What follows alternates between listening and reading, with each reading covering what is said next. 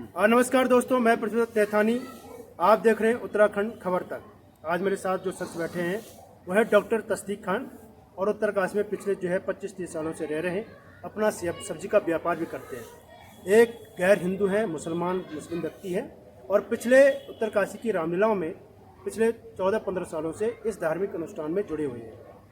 अगर मैं बात करूं आज की, तो पूरा भारतवर्ष धर्म और जाति पे कहीं ना कहीं जो राजनीति खेल रहा है और जिस प्रकार से राजनीति में धर्म और जाति को देखते हुए पूरा देश इस धर्म और जाति में जल रहा है, उस आग की बदबू या आग का धुआं उत्तरकाशी तक पहुंच गया है। अब प्रश्न ये उठता है कि अगर डॉक्टर तस्दीक खान धार्मिक अनुष्ठानों में अगर जुड़े हुए हैं, श्री आदर्श रामलीला समिति में यहाँ पर जो है वरिष्ठ उपाध्यक्ष के पद पर आप जो है पदासीन हैं और आप एक मुसलमान होने के नाते आप जो है तिलक भी लगाते हैं। एक मुसलमान होने के साथ साथ आप जो है जय श्री राम भी बोलते हैं। अब प्रश्न ये भी उठता है कि अगर हिंदू और मुसलमान की अगर बात की जाए तो यही यहाँ पे आज सवाल उठाया जा रहा है और उत्तरकाशी में बहुत बड़ी सुगबुगाहट है। मुझे खुद 4-5 लोगों ने कहा है कि उत्तरकाशी की जो रामलीला है उसमें जो है गैर हिंदू कैसे उसमें प्रवेश किया जा रहा है। थोड़ा इससे पहले क्या कि मैं डॉक्टर तस्दीक खान से बात करूं, लेकिन मैं आपको बता दूं जो गैर हिंदू लोग थे, अगर मैं बात करूं कृष्ण भक्ति धारा की, तो उसमें जो अब्दुल रहीम खान खाना जो कि अकबर के नवरत्नों में से एक थे, सैयद इब्राहिम उर्फ रस खान, जिन्होंने रस खान अपना नाम दिया था, मानुस हो तो वही रस खान। उन्होंने कहा था कि मेरा जितना भी जीवन हो केवल गोकुल में ही हो, या फिर जो है साल बेग साहब हो। जब उड़ीसा में जब भगवान जगन्नाथ की यात्रा जाती है तो साल बेग की मजार पे वहाँ पर जो है कुछ समय के लिए भगवान जगन्नाथ की यात्रा भी रुकती है। वाजिद अली साहब हैं, उन्होंने अपना नाम कान्हा रखा था, लखनऊ के नवाब थे। और अमीर खुसरो या फिर जो है निजामुद्दीन औलिया, कई ऐसे तमाम मुस्लिम लोग थे जब जो है इस्लाम जो है चरम सीमा पे था। अगर मैं बात करूं बॉलीवुड की तो मोहम्मद रफ़ी साहब हैं, उन्होंने भी जो है धार्मिक गाने गाए हैं, भजन गाए हैं, सूफी गाए हैं। अगर मैं संवैधानिक पद पर अगर मैं बात करूं तो अब्दुल कलाम जी, उन्होंने जो है राष्ट्रपति की जो पद जो संभाला। अगर मैं वीर अब्दुल हमीद की अगर मैं बात करूं तो मात्र 32 साल में उन्होंने जो है इस देश के लिए अपनी जो है शहादत दी है। और इंडो पाकिस्तान जब युद्ध हुआ था 1965 में, तो अब्दुल हमीद ने पाकिस्तान के जो 8 टैंक उड़ाए थे उनको जो है एक गैलेंट्री अवार्ड में मिला था। तो बहुत ज़्यादा यहाँ पर जो है अगर देखा जाए, अभी अगर मैं लेटेस्ट की अगर मैं बात करूँ, राम भक्त की अगर मैं बात करूँ, तो इकबाल अंसारी साहब है, उन्होंने जो मंदिर के आवंटन करने के लिए 50 करोड़ रुपए जो है दान दिए हैं। मोहम्मद तमन्ना साहब है, उन्होंने हनुमान मंदिर बनाया है। एक महिला थी, उनका जो पत्रकार मैं नाम भूल गया, उन्होंने कहा था कि अगर मैं रामलीला के दर्शन करने के लिए जा रही हूँ तो इसमें मुसलमान होना जरूरी नहीं है। तो ये तमाम बातें मैंने इसलिए रखी है कि जहाँ आपको लगता है कि अगर गलत है तो ये भी गलत हो सकता था, लेकिन कहीं ना कहीं जो है हमारे धर्म ने इसको अडॉप्ट किया। जी तस्दीक साहब, सबसे पहले तो आपका बहुत स्वागत है। सर, क्या है ऐसा, क्योंकि आप पिछले 14 सालों से 15 सालों से इस धार्मिक अनुष्ठान पे जुड़े हुए हैं और आपके पास यहाँ पे जो वरिष्ठ उपाध्यक्ष का पद भी है और जो ये एक हिंदू करता है वो आप सब कर रहे हैं, लेकिन कहीं ना कहीं ये दिक्कत हो रही है कि एक गैर हिंदू कैसे मंच पे जा रहा है, क्या जरूरत है, छोड़ दो इसको। देखिए, ये राम यज्ञ चल रहा है और हम यहाँ पर करीब 14-15 साल से इस राम यज्ञ से जुड़ा हूँ और कभी भी कोई भेदभाव की बात नहीं हमारे साथ हुई। यहाँ पर मंच पे जितने भी हैं सब हिंदू भाई लोग हैं यहाँ पर, एक मैं मुसलमान हूँ और उनके विचारों में जो हमारे विचार हैं वो एक मिलते हैं, क्योंकि श्री राम जो थे वो उनके जो आदर्श थे, अगर उन आदर्शों पे हमारा देश अगर चलेगा तो ये जो हिंदू मुसलमान इस टाइप के जो देश में जो नफ़रत के बाजार सजाए जा रहे हैं वो सब खत्म हो जाएंगे। अगर हमारा एक भी हमारे धर्म में और उनके धर्म में अगर 3 बातें अगर नहीं होती हैं तो आप बताइए कि हम अपने में जो मेरे धर्म में सिखाया जाता है कि झूठ मत बोलो, सत्य के रास्ते पे चलो, इसी तरीके से जो हम राम यज्ञ में जो रामायण दिखाई जा रही है, 14 दिन का ये यज्ञ होता है, इसमें जो है यही सब दिखाया जाता है कि हमारे जो आदर्श किस तरीके से आदर्शों पे चलना चाहिए। जब रस खान कृष्ण का भक्त हो सकता है तो क्या तस्दीक खान राम भक्त नहीं हो सकता? बहुत बढ़िया। तो मैं उन लोगों से ये कहना चाहूँगा जो इस नफरत के बाजार सजा रहे हैं मैं उनसे कहूँगा कि अपनी जो नफ़रत है वो दिल से निकालें और आएँ और राम की जो आदर्शों पर चलना है, जो राम की जो हमारी जो गीता है उस गीता को पढ़ें और अपने बच्चों को उस गीता को बताएं। ये हिंदू और मुसलमान करके ये कोई कुछ नहीं नतीजा निकलने वाला, ये नफ़रत के बाजार सजाए जाते हैं। हम सिर्फ ये मानते हैं कि जो हमारे बच्चे हैं किस दिशा की ओर जा रहे हैं, हमको उन पे राजनीति करनी है। तुम राजनीति कर रहे हो हिंदू और मुसलमान पे, अरे ये राजनीति करनी है तो हमें उस चीज़ों पे करनी है जो हमारे इस विकास में बाधा डाल रहे हैं, या किसी प्रकार का कोई बाधा आ रही है तो उस पर राजनीति करने। ये हमारा राम यज्ञ है, हमें इस यज्ञ में मैं इस राजनीति का कोई भी शब्द सुनना नहीं चाहता। मेरे सुनने में आया कि लोगों ने बोला, मैंने कहा मैं ना इस जयेंद्र पवार के लिए, ना रमेश चौहान के लिए, ना किसी समिति के लिए मैं नहीं कर रहा हूँ। मैं सिर्फ अपने प्रभु श्री राम के यज्ञ में जो योगदान होता है हम उस योगदान को देते हैं। हम सिर्फ उत्तरकाशी में आए हैं। हम यहाँ से हम अपनी रोजी रोटी हमारी इस धरती से चल रही है। इस मुख्यालय में जो हम रह रहे हैं इससे हमारा जो है पालन पोषण हो रहा है। क्या एक हमारा फर्ज नहीं बनता? तस्दीक भाई, मैं आपको यहाँ पे रोकना चाहूँगा। बहुत अच्छी बात की है डॉक्टर तस्दीक खान ने कि इनको यहाँ पर 20-25 साल हो गए, बजाय 25 साल से ज़्यादा हो गए। लेकिन इनका यही कहने मतलब, क्योंकि ये मुझे कहते हुए रहते थे कि पंडित जी यहाँ पर जो है मैं 25 सालों से यहाँ पर रह रहा हूँ, इस मिट्टी ने, इस थाती माटी ने मुझे बहुत बड़ा यहाँ पे जो है मुझे इस्टेब्लिश किया है। मेरा रोजी रोटी यहाँ पर चल रहा है, मेरे बच्चों का यहाँ पे लालन पालन हो रहा है। आपकी 2 बिटियाँ भी है। अगर इनके अंदर अगर ऐसा होता कि जैसे कहते हैं कि अल्लाह की देन है, बच्चे तो अल्लाह की देन, लेकिन क्या है कि ये पूरा सिस्टम से चलते हैं। 2 लड़कियां इनकी है ना, एक बीएससी कर रही है शायद और दूसरी इंटरमीडिएट में कर रही है। तो इनका ये बहुत ब्रॉड माइंडेड है। ये चाहते हैं कि ऐसा किसी प्रकार का नफरत ना हो। अगर नफरत हो तो डायरेक्ट मेरे से बोले। ये उत्तरकाशी की रामलीला के अलावा अन्य रामलीलाओं में भी वहाँ पे जब किसी प्रकार की, अगर जो रामलीला में एक ही है केवल अशोक वाटिका, वहाँ पर फल की जरूरत होती है तो ये निःशुल्क वहाँ पर आवंटित भी करते हैं। तो तस्दीक भाई यही है कि आपको 25 साल से ऊपर यहाँ पर हो गया है, लेकिन आपने कभी ऐसा सुना नहीं कि क्या है कैसे। 15 सालों से आप यहाँ पे जुड़े हुए हैं, फिर भी लोग आज की डेट में, क्या आपको तो डायरेक्ट कहा नहीं है, लेकिन समिति के पास फ़ोन आया, मेरे पास भी फ़ोन आया था कि आखिर ऐसा क्यों किया जा रहा है। तो इसमें आपको नहीं लगता है कि कहीं जाति, धर्म, क्षेत्र, लिंग, आधार, इसके आधार पर ये क्या हो रहा है? मतलब मैं समझ नहीं पाया। अगर मैं बात करूं, अपने दर्शकों को ये भी बताना चाहूँगा कि सबसे बड़ा जो मुस्लिम एरिया है वो देश है, वो इंडोनेशिया है। वहाँ पर मैक्सिमम जो है, वहाँ पर मैक्सिमम क्या पूरे वहाँ पर जो है मोमडन लोग रहते हैं, लेकिन वहाँ पर जो है रामलीला की जाती है, अपने आदर्शों का वहाँ पर पालन किया जाता है। और जितने भी एक्टर वहाँ पे 56-52 जो राम में होते हैं, उसका जो पूरा वहाँ पे कैरेक्टराइज जो किया जाता है पूरे मुसलमान होते हैं। तो यहाँ पर अगर तस्दीक भाई आ गया तो इसमें दिक्कत क्या है? तो तस्दीक भाई और क्या कहना चाहेंगे आप इसके बारे में? किस प्रकार से आप इस जाति को और धर्म को एक साथ मिलाना चाहते हैं? देखिए, हम कोई जाति और धर्म नहीं मानते। भगवान ने सिर्फ स्त्री और पुरुष 2 ही जाति बनाई हैं, जो जिसको मैं मानता हूँ, स्त्री और पुरुष। देखिए, ये सब यहीं आके सिस्टम बनाया है और सबको पता है कि सिर्फ भगवान एक है और सबको उसके पार जाना है। सबको यहाँ से, इस दुनिया से अपने प्राण, अपना शरीर यहीं छोड़ के जाना है, इस धरती को छोड़ना है। लेकिन हम वो काम ऐसा ना करें जिसे लोग नफ़रत की दृष्टि से हमको देखें। हम वो काम करना चाहते हैं जो देश के हित में हो और समाज के हित में हो और हमारे पूरे हिंदुस्तान के हित में हो। मैं इस आपके चैनल से ये संदेशा देना चाहता हूँ कि किसी प्रकार की जो आजकल जो नफ़रतें फैलाई जा रही हैं, उन नफ़रतों को दूर करें और एक भाईचारे की मिसाल कायम करें। क्योंकि पहले रामलीलाएँ होती थीं तो उसमें अधिक पात्र जो हैं मुस्लिम हुआ करते थे। आप इतिहास उठा के देख लीजिए कि कई पात्र जो हैं मुसलमानों ने किरदार निभाया है।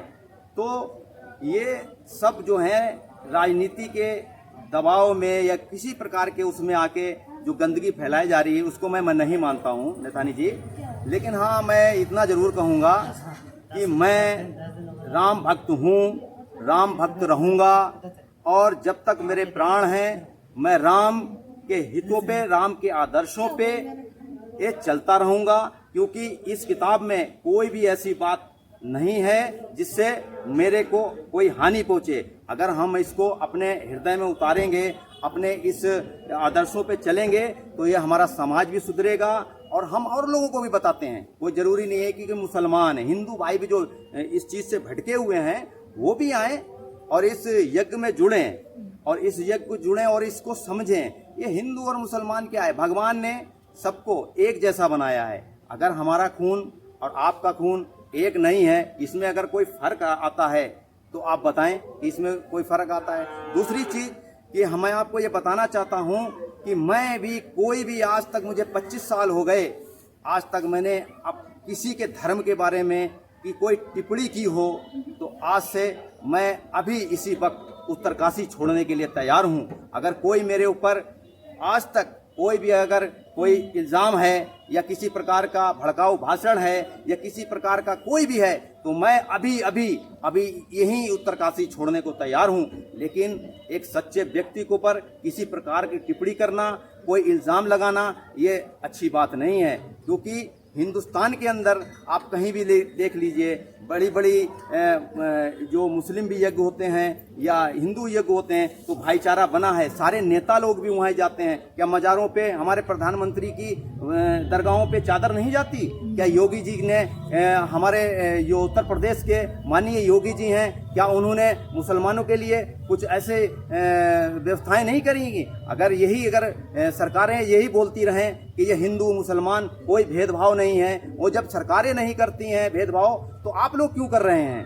क्योंकि हाँ, अगर कोई व्यक्ति गलत है, अगर मैं गलत हूं तो हम मेरे साथ सभी लोग जो है इसको हमें यहाँ से बाहर किया जाए। जैसे तस्ती साहब, डॉक्टर साहब, जैसे क्या है कि बहुत अच्छी बात आपने कही है, लेकिन क्या हो जाता है कि जैसे यहाँ पर कहीं ना कहीं क्या कि हर नए चेहरे दिखते हैं, तो उन चेहरों के बारे में आप क्या कहेंगे? क्योंकि कोई बाहर से आ रहा है, यहाँ पे निगरानी करता है, फिर चला जाता है, और ज़्यादातर जो आपके ही कौम से होते हैं, उनके बारे में आप क्या विचार है? देखिए, मैं कई बार शासन प्रशासन से भी ये कह चुका हूँ कि हकीकत में कि जो नए चेहरे उत्तरकाशी के अंदर आ रहे हैं उनके ऊपर रोक लगाई जाए।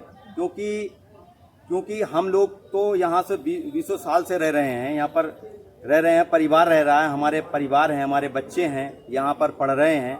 लेकिन जो जिनके आगे पीछे कोई नहीं है, अगर कोई घटना करके चला जाता है तो उसका जिम्मेदार जो है कौन होता है? गाज किस पे गिरती है? जो यहाँ पे लोग रह रहे हैं उनके ऊपर लोग गाज गिरा देते हैं। इसलिए मेरा शासन प्रशासन से यही कहना है कि इस तरीके से जो शरारती तत्व लोग हैं उनका सत्यापन किया जाए और उनका बैकग्राउंड चेक किया जाए, और उनके लिए यहाँ उत्तरकाशी में कोई जगह नहीं है। गलत के लोगों के लिए उत्तरकाशी के अंदर कोई जगह नहीं, वो किसी धर्म से भी। डॉक्टर साहब, अंतिम क्वेश्चन यही है कि अगर मैं धर्म और जाति की अगर मैं बात करूं और समिति को अगर क्या है कि क्षेत्रवासियों का अगर प्रेस अंडर दबाव उसको लाते हैं कि नए साहब की तस्दीक खान को जो है समिति में न रखा जाए, तो इसमें आपकी क्या प्रक्रिया होगी?